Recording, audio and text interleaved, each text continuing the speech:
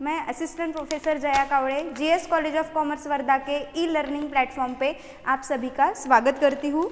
Students, हमारा आज का lecture BCom final year Hindi medium के लिए फाइनेंशियल अकाउंटिंग के तहत हमने यूनिट नंबर 2 रिकंस्ट्रक्शन और रीऑर्गेनाइजेशन शुरू किया था, जिसका जो फर्स्ट पार्ट है हमने इंटरनल रिकंस्ट्रक्शन शुरू किया था। इंटरनल रिकंस्ट्रक्शन में जो अलग अलग 3 टाइप थे, उसमें से type number 1 reduction of share capital शुरू किया था, जिसके तहत एक प्रॉब्लम हमारा कंप्लीट हो गया। आज हम दूसरा प्रॉब्लम यहाँ पे डिस्कस करने वाले हैं। तो क्वेश्चन आपको डिस्क्रिप्शन बॉक्स में लिंक दी रहेगी, वो लिंक ओपन करके आपको क्वेश्चन को लिख लेना है और जैसे हमने पहला क्वेश्चन हमारा सॉल्व किया था, ठीक उसी तरह से ये वाला प्रॉब्लम भी हमें सॉल्व करना है। क्वेश्चन एक बार पढ़ लेंगे और समझ लेंगे और उसका सॉल्यूशन को फिर शुरुआत करेंगे। क्वेश्चन में आपको मैक्सिमा कंपनी लिमिटेड की बैलेंस शीट दी हुई है, लायबिलिटीज, असेट्स। देन क्वेश्चन की जो अदर इंफॉर्मेशन है वो नीचे दी गई है। नोट, सबसे पहले यहाँ पे नोट दी है, the cumulative preference dividend is in arrear for 3 years. जो कम्युलेटिव प्रेफरेंस शेयर्स का डिविडेंड है 3 ईयर्स का, वो अरियर है, मतलब प्रेफरेंस शेयर्स में डिविडेंड 3 साल का डिविडेंड हमें देना बाकी है। Then a scheme of a reduction of capital was approved on the following terms। following terms पे जो रिडक्शन की स्कीम है वो अप्रूव हुई है। उसमें से number 1, the preference shareholders agree that shares be reduced to a fully paid value of ₹50 each। जो प्रेफरेंस शेयर होल्डर्स है उनका वैल्यू रिड्यूस होके ₹50 ईच पे लाना है। And to accept equity shares of ₹5 each fully paid in lieu of the dividend in arrears. और preference shares पे जो 3 साल का डिविडेंड अरियर्स था, वो डिविडेंड के पेमेंट के लिए उनको हमें इक्विटी शेयर्स अलॉट करना है, इक्विटी शेयर्स देना है। क्या बोला है यहाँ पे? To accept equity shares of ₹5 each fully paid, ₹5 each fully paid equity shares preference share dividends के ऊपर हमें देना है। ये हुआ first. Then second B, the equity share holders agree that their shares be reduce to a fully paid value of ₹5 each. जो equity shares है, fully paid equity shares का वैल्यू हमें ₹5 ईच फुल्ली पेड करना है। Question में balance sheet में, पुरानी balance sheet में कितना है equity shares? Equity 2 lakh equity shares of ₹10 each, उसको हमें 5 ईच फुल्ली पेड करना है। Then C, the authorized capital of the company is to remain at 30 lakh। जो ऑथराइज कैपिटल रहेगा कंपनी का, नई बैलेंस शीट में हम उसे लिखेंगे ₹30 लाख। वो डिवाइडेड किस तरह से किया हुआ है, तो वहाँ पे दिया है divided into 4 lakh equity shares of ₹5 each, 4 lakh equity shares of ₹5 each and 20,006% cumulative preference shares of ₹50 each, 50 each के हिसाब से preference shares.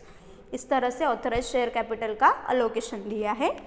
Then all the intangible assets are to be eliminated and bad debts of ₹50,000 and absolute stock of ₹80,000 are to be written off. जो capital reduction में से हम assets return of करते हैं, तो वो असेट्स यहाँ पे दी है। इंटेंजिबल असेट्स टोटली एलिमिनेट करनी है, बैड डेब्ट्स 50,000 लेना है और स्टॉक 80,000 रिटर्न ऑफ करना है। देन क्वेश्चन में पूछा गया है, give the journal entries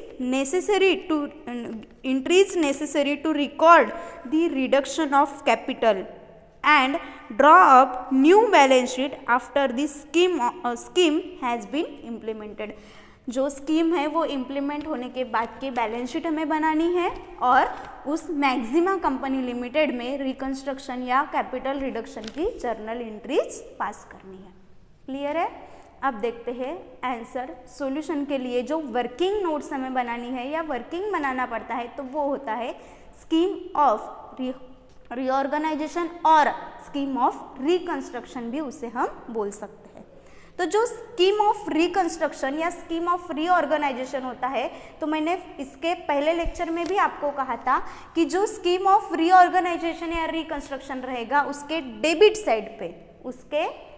side पे जो कैपिटल रिड्यूस हुआ है, जितना रिड्यूस हुआ है उतना हमें डेबिट साइड पे लेना है, और जो असेट्स हमने रिटर्न डाउन की है या टोटली एलिमिनेट की है या टोटली रिटर्न ऑफ की है वो असेट्स स्कीम ऑफ रीऑर्गेनाइजेशन के क्रेडिट साइड में लिखना है।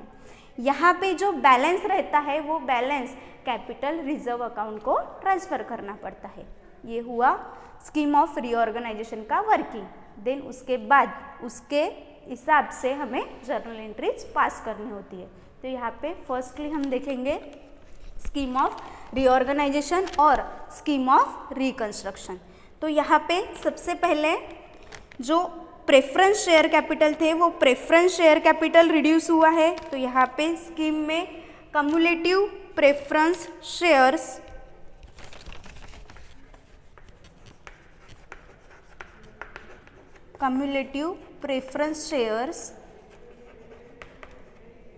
या cumulative preference share capital,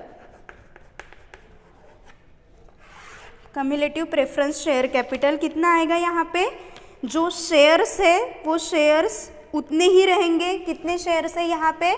10,000 shares multiply by जो उनका फेस वैल्यू या पेडअप वैल्यू था वो कितना था? ₹100 पेडअप। तो यहाँ पे उसका जो पेडअप वैल्यू है वो कितना करना है? ₹50 पेडअप। तो यहाँ पे टोटल जो शेयर कैपिटल रिड्यूस होगा वो होगा ₹5 लाख से। क्लियर? इसके बाद इक्विटी शेयर कैपिटल या इक्विटी शेयर्स कैसे रिड्यूस किए हैं? तो equity share capital total equity shares कितने हैं? 2 लाख इक्विटी शेयर्स उतने ही रहेंगे, लेकिन उनका पेडअप वैल्यू और फेस वैल्यू चेंज होगा। तो जो पुरानी बैलेंस शीट है उसमें वो इक्विटी शेयर कैपिटल पेडअप कितना था या फेस वैल्यू कितना था उसका? ₹10 ईच। अब कितना करना है हमें? ₹5 ईच फुल्ली पेड। तो 2 लाख मल्टीप्लाई बाय 5, यहाँ पे ₹10 lakh. Reduction, capital reduction account में equity share capital 10 lakh, preference share capital ₹5 lakh. तो ये हुआ डेबिट साइड। अब स्कीम ऑफ रीऑर्गेनाइजेशन के क्रेडिट साइड पे जो असेट्स रिटर्न ऑफ हुई है या जो असेट्स एलिमिनेट की है वो सब आएगी यहाँ पे। तो सबसे पहले असेट्स में जो इंटेंजिबल असेट्स थी उसमें गुडविल पूरी तरह से रिटर्न ऑफ हुआ है। तो यहाँ पे गुडविल टोटल कितना है? ₹2 lakh. Then plant and trademarks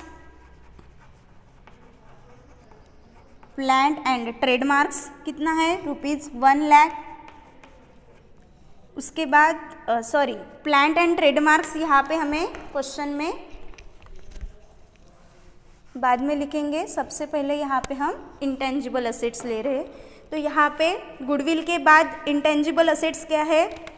तो प्रिलिमिनरी एक्सपेंसेस लेंगे। प्रिलिमिनरी एक्सपेंसेस कितना दिया है? ₹40,000। Then commission on issue of shares, commission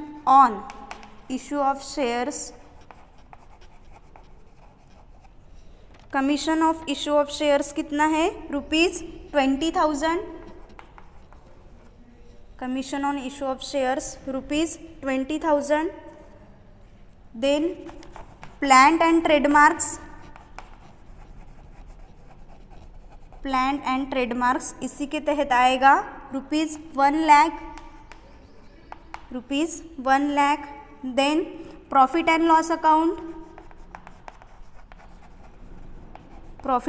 account 6,40,000। 6,40,000 intangible assets हो गई। अब यहाँ पे जो बाकी की असेट्स है उसके बारे में हमें सिर्फ बैड डेब्ट्स क्रिएट करने को बोला है 50,000 एंड देन स्टॉक का वैल्यू दिया है 80,000। तो यहाँ पे बैड डेब्ट्स या रिजर्व फॉर डाउटफुल डेब्ट्स भी हम लिख सकते हैं या आरडीडी भी लिख सकते हैं ₹50,000। देन उसके बाद स्टॉक कितना वैल्यू लेना है, स्टॉक की वैल्यू कितना रिड्यूस करना है ₹80,000। ठीक है। अब जो असेट्स थी वो सारी असेट्स हमने यहाँ पे ले ली। अब इसके बाद जो कम्युलेटिव प्रेफरेंस शेयर्स का डिविडेंड है वो डिविडेंड का पेमेंट यहाँ पे क्लियरली बताया है।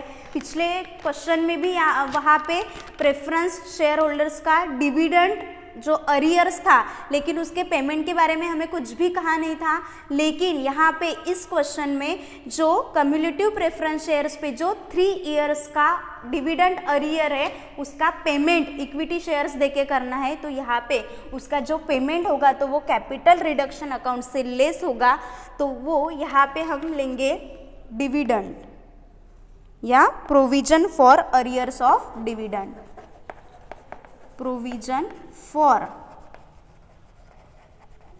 Arrears of dividend. तो डिविडेंड कितना पे होगा, डिविडेंड कैलकुलेशन हम कर सकते हैं। यहाँ पे देखिए अरियर्स ऑफ 3 इयर्स, 3 इयर्स का डिविडेंड देना है। जो प्रेफरेंस शेयर होल्डर से उस पर डिविडेंड्स का रेट कितना है 6%।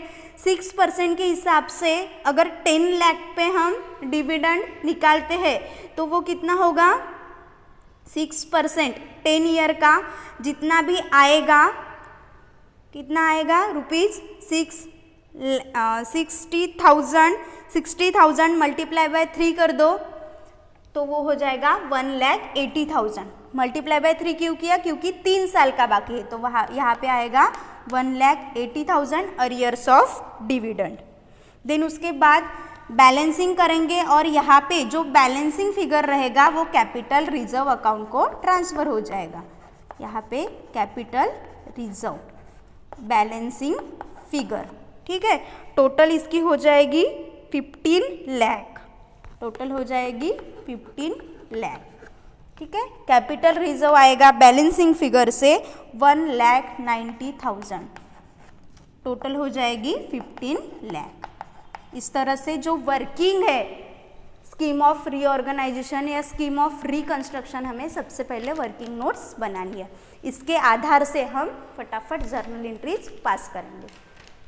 अब जर्नल एंट्रीज में journal entries in the books of Maxima company limited, जिसमें जैसे हमें क्वेश्चन में इंफॉर्मेशन दी गई है उस क्वेश्चन के इंफॉर्मेशन के हिसाब से हम 1 बाय 1 सीक्वेंस से जर्नल एंट्रीज पास करेंगे। यहाँ पे सबसे पहले क्या दिया है, तो सबसे पहले preference share holders agree that their shares to be reduce, मतलब यहाँ पे प्रेफरेंस शेयर्स रिडक्शन सबसे पहले दिया है, तो यहाँ पे फर्स्ट एंट्री यहाँ पे पास होगी प्रेफरेंस शेयर्स रिडक्शन की। अब जब प्रेफरेंस शेयर्स के रिडक्शन की एंट्री हम पास करते हैं तो जो पुराना शेयर कैपिटल अकाउंट रहता है वो क्लोज होता है और नया शेयर कैपिटल अकाउंट ओपन होता है। तो यहाँ पे जो पुराना शेयर कैपिटल अकाउंट था कितना था 6% cumulative preference share capital account, तो यहाँ पे 6% cumulative preference share capital account debit कितना है, कम्युलेटिव प्रेफरेंस शेयर होल्डर्स पुराना ₹10 लाख, रिड्यूस कितना किया है, हाफ रिड्यूस किया है 5 लाख, तो रिड्यूस किसके नाम से जाएगा, कैपिटल रिडक्शन से, और जितना रिड्यूस किया है जितना बचा है तो वो नया अकाउंट ओपन होगा 6% cumulative preference share capital account 6% cumulative preference share capital account, ये था ₹100 पेड अप, ये रहेगा ₹50 paid up, total 5 lakh rupees. 5 lakh rupees share capital से नया कैपिटल अकाउंट ओपन होगा। देन 2, जितना रिड्यूस हमने किया है वो कैपिटल रिडक्शन अकाउंट को ट्रांसफर होगा। 2 capital reduction account, 2 capital reduction account कितना जाएगा कैपिटल रिडक्शन अकाउंट को? ₹5 लाख। तो यहाँ पे नरेशन हम लिखेंगे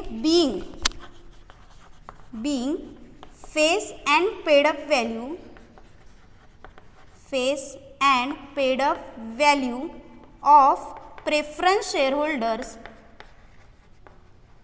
preference shares to be reduced from, कितने से कितने तक रिड्यूस हुई? 100 से 50 तक, फ्रॉम 100 रुपीज़ टू 50 रुपीज़। तो यहाँ पे फर्स्ट एंट्री हमारी होती है प्रेफरेंस शेयर कैपिटल रिडक्शन की। देन इसके बाद जो इक्विटी शेयर कैपिटल रिडक्शन हुआ है, इक्विटी शेयर कैपिटल रिड्यूस हुआ है, उसकी एंट्री बनेगी एंट्री नंबर 2। क्या रहेगी? सेम वैसे ही जो पुराना इक्विटी शेयर कैपिटल है वो क्लोज हो जाएगा। तो यहाँ पे equity share capital account debit, equity share capital account debit ₹20 lakh, यहाँ पे ₹10 फुल्ली पेड था। देन 2 नया अकाउंट ओपन हम करेंगे, 2 equity share capital account, 2 equity share capital account. जितना रिड्यूस किया है 10 लाख, तो 10 लाख से नया कैपिटल अकाउंट ओपन होगा ₹10 लाख, और जितना रिड्यूस किया है उतना कैपिटल रिडक्शन के नाम से 2 capital reduction account, capital reduction account कितना जाएगा कैपिटल रिडक्शन अकाउंट को? ₹10 लाख। सेम नरेशन रहेगा यहाँ पे being face and paid up value, being face and paid up value of equity share holders. अब यहाँ पे इक्विटी शेयर होल्डर्स की वैल्यू हम रिड्यूस कर रहे हैं। Face and paid up value of equity share capital to be reduce from ₹10 to ₹5 ईच। Clear? Second entry यहाँ पे close, equity share capital reduction की। देन उसके बाद सीरियल नंबर में नंबर 3, जो कैपिटल रिडक्शन में से जो वेरियस असेट्स और जो असेट्स एलिमिनेट की है वो असेट्स कैपिटल रिडक्शन में से लेस हो जाएगी।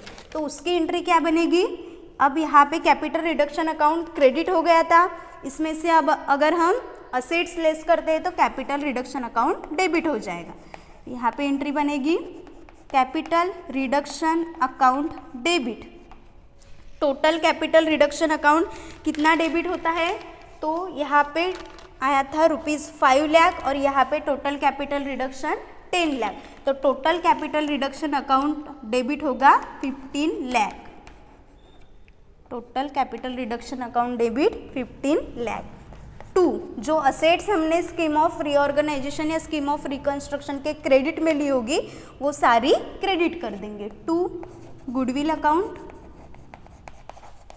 कितना है goodwill account? ₹2 lakh. Then 2 preliminary expenses,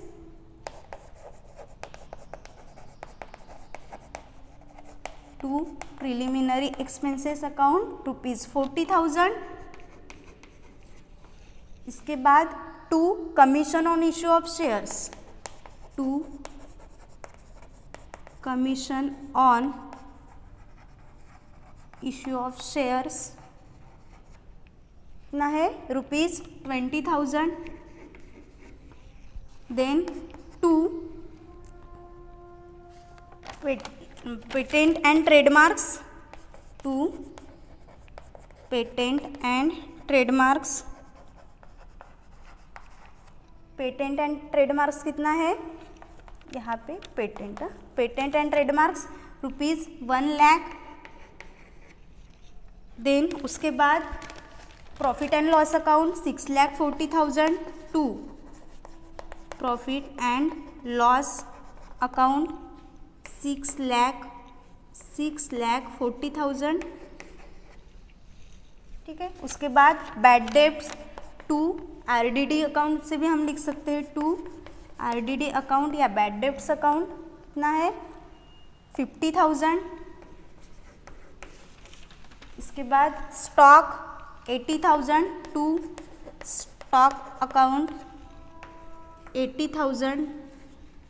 then provision for arrears of dividend to provision for arrears of dividend कितना है डिविडेंड के लिए प्रोविजन ₹1,80,000। एंड लास्ट जो बैलेंस बचता है वो ट्रांसफर होगा कैपिटल रिजर्व अकाउंट को, to capital reserve account, to capital reserve account 1,90,000। यहाँ पे टू 1,90,000। ठीक है, यहाँ पे नरेशन रहेगा being amount of capital reduction use to return of preliminary expenses, goodwill and other assets. ठीक है, एंट्री नंबर 3 यहाँ पे क्लोज होगी। अब यहाँ पे अगर जो प्रेफरेंस शेयर कैपिटल पे जो डिविडेंड है उसके डिविडेंड के पेमेंट के बारे में अगर कुछ भी बताया नहीं रहता तो यहाँ पे 3 एंट्रीज में हमारा ये प्रॉब्लम कंप्लीट हो जाता था। लेकिन यहाँ पे जो प्रेफरेंस शेयर कैपिटल पे 3 इयर्स का डिविडेंड अरियर से उसका पेमेंट इक्विटी शेयर कैपिटल देके करना है, इसलिए यहाँ पे एक और एंट्री ऐड होगी प्रेफरेंस शेयर्स डिविडेंड पेड की। तो यहाँ पे एंट्री बनेगी उसकी प्रेफरेंस डिविडेंड अकाउंट डेबिट,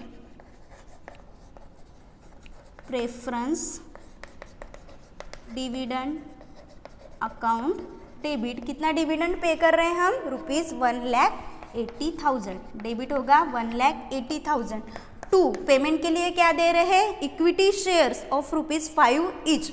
अब 5 ईच इक्विटी शेयर्स दे रहे हैं तो कितने इक्विटी शेयर्स इनको दिए जाएंगे 1,80,000 डिवाइडेड बाय 5 अगर करते हैं तो यहाँ पे हम उनको टोटल 36,000 शेयर्स देंगे। तो to share equity share capital account, to equity share capital account कितना आएगा 1,80,000। नरेशन रहेगा यहाँ पे बीइंग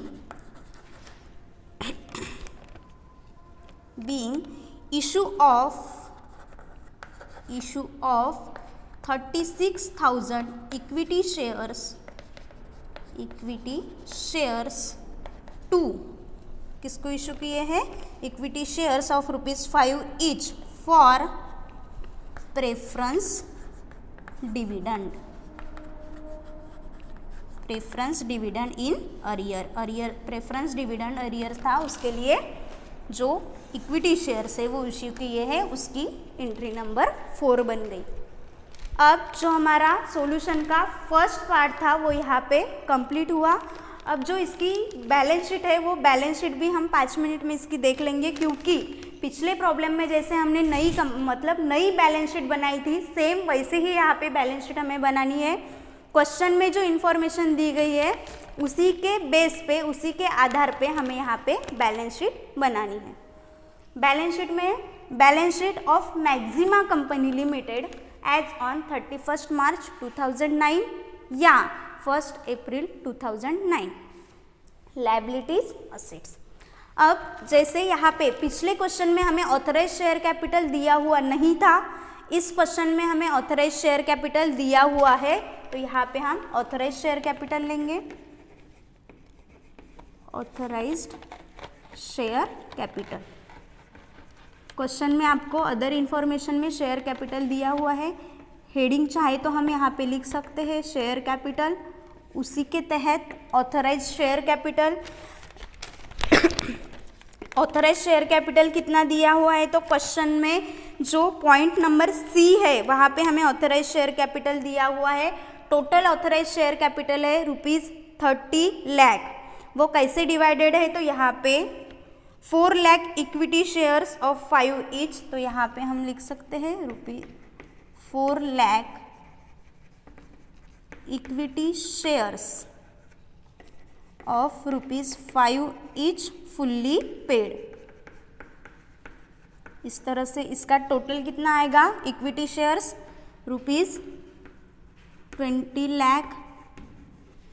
देन प्रेफरेंस शेयर्स कितने हैं, 6% cumulative preference shares of 50 each, 20,000 ना, 20,000 6% cumulative preference shares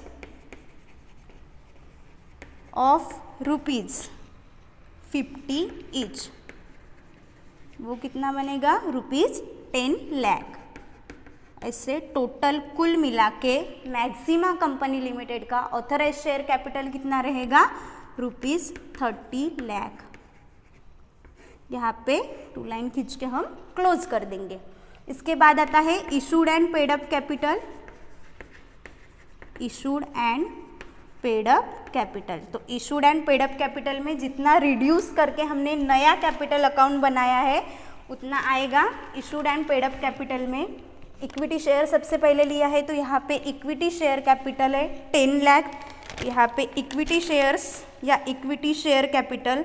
अब देखिए टोटल यहाँ पे शेयर्स कितना इशू किए होंगे, अगर 10 लाख रुपीज़ शेयर कैपिटल है, ₹5 ईच उसकी फेस वैल्यू है, तो यहाँ पे टोटल शेयर्स कितने हैं, ₹2 लाख। देन यहाँ पे जब हमने प्रेफरेंस डिविडेंड को पेमेंट किया है, तो प्रेफरेंस डिविडेंड का पेमेंट हमने इक्विटी शेयर कैपिटल या इक्विटी शेयर्स इशू करके किया है। तो यहाँ पे कितने इक्विटी शेयर्स इशू किए हमने, 36,000 इक्विटी शेयर्स, मतलब यहाँ के 2 लाख इक्विटी शेयर्स और यहाँ के 36,000 इक्विटी शेयर्स, टोटल कुल मिला के इक्विटी शेयर्स कितने बन गए, 2,36,000। तो यहाँ पे 2,36,000 equity shares of ₹5 each fully paid. Total equity share capital कितना आएगा यहाँ पे, 11,80,000। 11,80,000। देन इसके बाद प्रेफरेंस शेयर्स, तो प्रेफरेंस शेयर्स कितने हैं, जितने हैं 10,000 प्रेफरेंस शेयर्स यहाँ पे आएगा, क्योंकि यहाँ पे ऑलरेडी पहले कितने थे, पहले कितने थे 2 लाख प्रेफरेंस शेयर्स, तो उनको 100 रुपीज़ के उसको 50 रुपीज़ हमने किया है, तो 5 लाख रुपीज़ हमारे यहाँ पे प्रेफरेंस शेयर कैपिटल आता है। तो यहाँ पे 10,000 equity shares of 10,000 6% cumulative preference shares of ₹50 each, तो यहाँ पे 5 लाख रुपीज़ कैपिटल आएगा। ठीक है, प्रेफरेंस शेयर कैपिटल ₹5 लाख। अब देखते हैं लायबिलिटी साइड में और क्या आता है। जो यहाँ पे कैपिटल रिजर्व हमने लिया है वो कैपिटल रिजर्व आएगा 1,90,000। यहाँ पे capital reserve 1,90,000। Then balance sheet में देखते हैं कोई लायबिलिटी बची है क्या, तो हाँ, बैंक ओवरड्राफ्ट पिछले लेक्चर में उसका पिछले क्वेश्चन में पेमेंट किया था इसलिए नहीं लिया था, लेकिन यहाँ पे उसका पेमेंट नहीं हुआ है तो वो यहाँ पे लेना पड़ेगा बैंक ओवरड्राफ्ट। बैंक ओवरड्राफ्ट कितना है, ₹7 लाख, ₹7 लाख। और उसके बाद है सन्ड्री क्रेडिटर्स। सन्ड्री क्रेडिटर्स कितना है, ₹5 लाख। इस तरह से जो लायबिलिटी बैलेंस शीट में पुरानी बैलेंस शीट में बची है वो यहाँ पे हमें लेना पड़ेगा। अब लायबिलिटी साइड खत्म हो गई। अब देखते हैं असेट साइड में। अब असेट्स साइड में जब हम असेट्स लेते हैं तो जो असेट्स यहाँ पे कैपिटल रिडक्शन को गई है या रिटर्न ऑफ की है या इलिमिनेट की है, वो असेट्स हम यहाँ पे नहीं लेंगे। बाकी की जो बची हुई असेट्स है वो यहाँ पे हमें लेना पड़ेगा। तो सबसे पहले गुडविल, पेटेंट्स यहाँ पे नहीं आएगा क्योंकि वो पूरी तरह से इलिमिनेट हुआ है। देन उसके बाद है land and building, land and building. अब देखते हैं लैंड एंड बिल्डिंग से कोई अमाउंट रिटर्न ऑफ हुई है क्या, तो नहीं। तो डायरेक्टली उसकी जो अमाउंट है 15 लाख रुपीज़ वो आउटर कॉलम में आएगी, 15 लाख रुपीज़। देन उसके बाद plant and machinery, plant and machinery, plant and machinery में से भी कुछ भी रिटर्न ऑफ नहीं हुआ है, रिटर्न डाउन नहीं हुआ है। तो यहाँ पे प्लांट एंड मशीनरी की जो टोटल अमाउंट है 10 लाख रुपीज़ आउटर कॉलम में आएगी, रुपीज़ 10 लाख। देन उसके बाद स्टॉक, तो स्टॉक की वैल्यू, टोटल स्टॉक की वैल्यू कितनी थी, रुपीज़ 4 लाख। उसमें से जो रिटर्न डाउन हुआ है, रिटर्न डाउन कितना वैल्यू हुआ है उसका, रुपीज़ 80,000। तो यहाँ से रिटर्न डाउन 80,000 लेस होगा,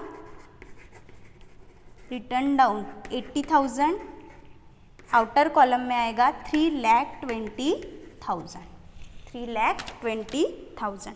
देन सन्ड्री डेटर्स, तो सन्ड्री डेटर्स भी यहाँ पे आएगा, सन्ड्री डेटर्स। सन्ड्री डेटर्स की टोटल अमाउंट कितना है, रुपीज़ 3 लाख।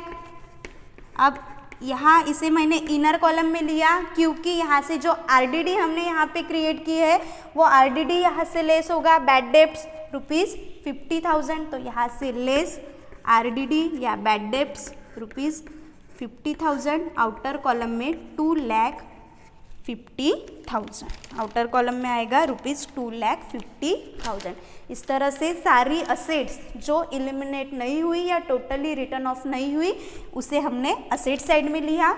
अब असेट्स लायबिलिटी दोनों साइड की टोटल हम कर लेंगे और दोनों बैलेंस शीट टैली कर लेंगे। बैलेंस शीट की टोटल अगर हम करते हैं तो यहाँ पे बैलेंस शीट की टोटल होती है 30,70,000, 70,70,000, 30,70,000।